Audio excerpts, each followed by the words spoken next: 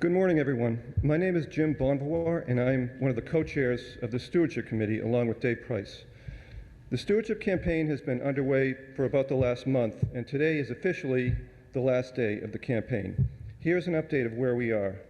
As of this morning, we have received a total of 83 pledges for a monetary total of $253,380. So this represents 56% of what we need for a fair wage increase for our staff, and 61% if we want the slightly less ambitious cost of living increase. So as you can see, there's still many pledges which have not been submitted. So it seems like we're a ways off, but I think if everyone submits a pledge, I believe it's possible to meet our more ambitious goal. So the Stewardship Committee has a table in the dining room, so if you have any questions about submitting your pledge or anything at all about pledging, please stop by and we'll try to answer your questions. So in this year's Stewardship campaign, we've been highlighting the amazing contributions of our church staff. So this week, Lindsey, Hedrick, and Houde will speak about our ministerial staff. Thank you.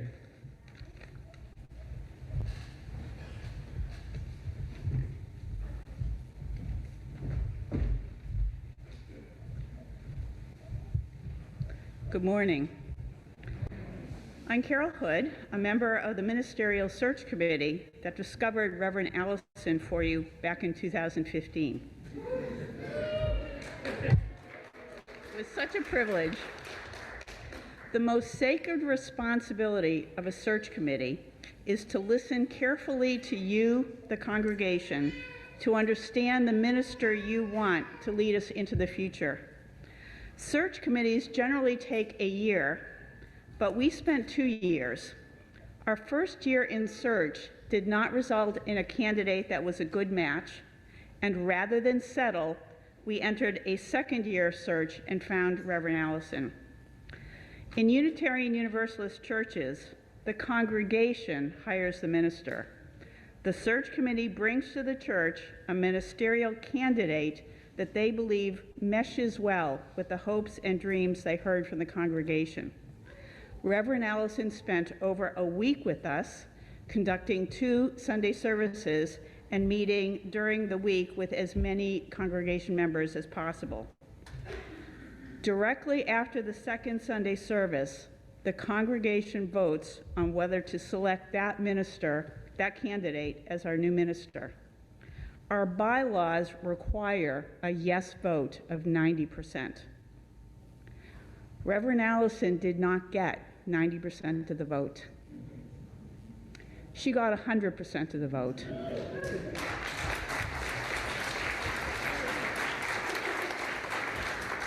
$168 yes, 0 no's, and 0 abstentions. That is a very rare thing. But in 2015, this congregation knew what we needed, and we knew we needed Reverend Allison.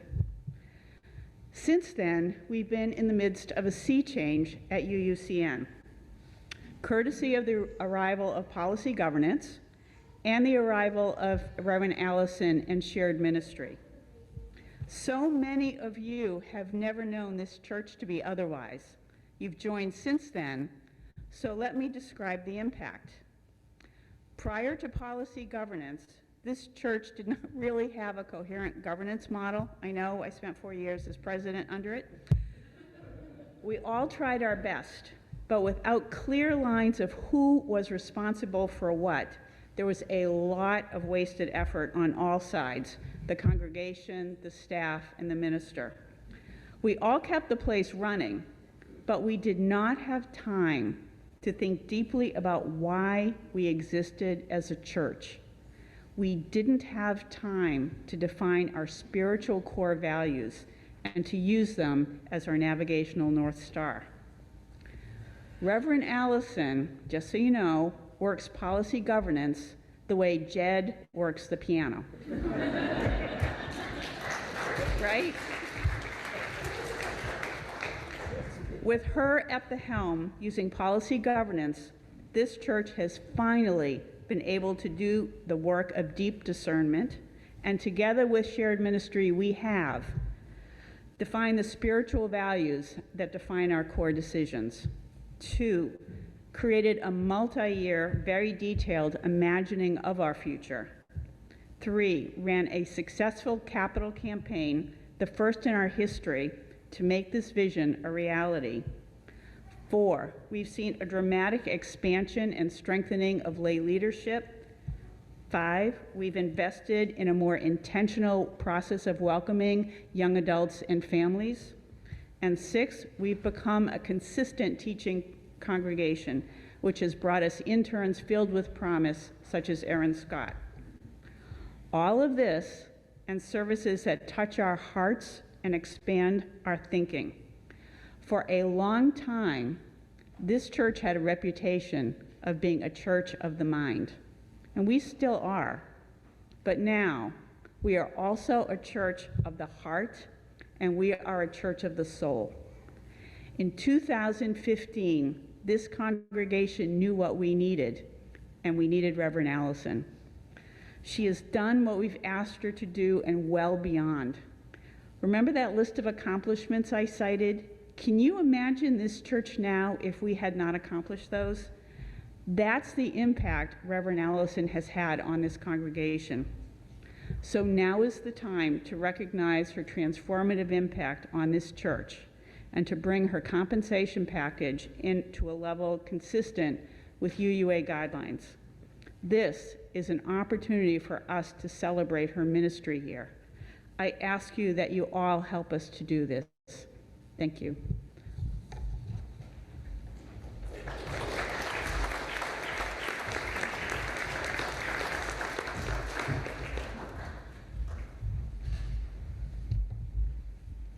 Good morning. Carol is a really difficult person to have to speak after, so let's keep that in mind. My name is Lindsey Hedrick, and I am the current president of the Board of Trustees. You've already heard Carol speak about how a dream of this church was to become a teaching congregation, and I want to explain what that has brought to us. Aaron Scott is now with us, and we have a consistent position of a ministerial intern here at UU Nashua. Having a ministerial intern here allows us to see UU Nashua through new eyes. It is having someone who can examine what we are doing and ask how we do it, and ask why. It gives us the opportunity we need to demonstrate how we work, and in doing so, we're able to evaluate if this is truly still the best way. Typically, a ministerial internship lasts 2 years, and Aaron is the 3rd consecutive ministerial intern that we have had here at UU Nashua. Pre-COVID, we had Ben Atherton-Zeman join us here. He had done extensive work in the area of domestic violence, and he entertained us numerous times with his Elmo and Kermit the Frog theater shows. I know some of you remember.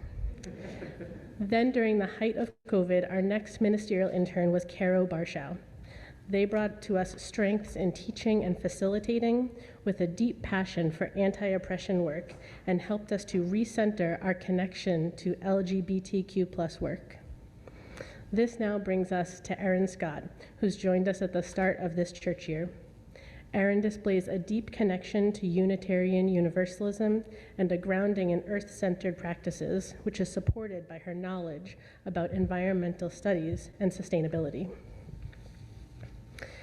I mention each of these individual interns so that you can understand the wide variety of people that we have had over the past few years who have been able to fill this position with us.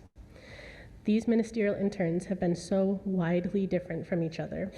This congregation has been so fortunate to have interacted with each of these interns. We are the teaching congregation that we previously only dreamt of becoming. Ben, Caro, and now Aaron have each brought something to us. They have enriched us as a whole and also touched us individually. We are a better church and a better community for having been a small part of each of their stories. But this can only continue. The position of a ministerial intern at UU Nashua can only continue if we were able to pay them fairly and compensate them accordingly along the projected UUA guidelines. I urge you to consider increasing your pledge. Our staff members deserve to be compensated appropriately.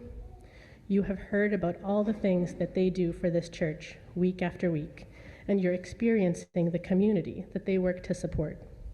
Instead of telling them how much we appreciate them, this is an opportunity for us to show them how much we appreciate them.